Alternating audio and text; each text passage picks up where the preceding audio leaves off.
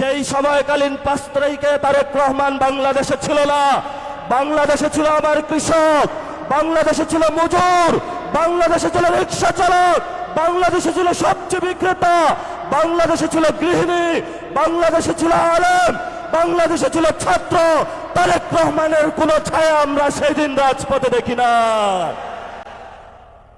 নতুন করে বাংলাদেশে এসেছে, হালগতি বুঝার আগেই সব সিদ্ধান্ত নেওয়া শুরু করেছে।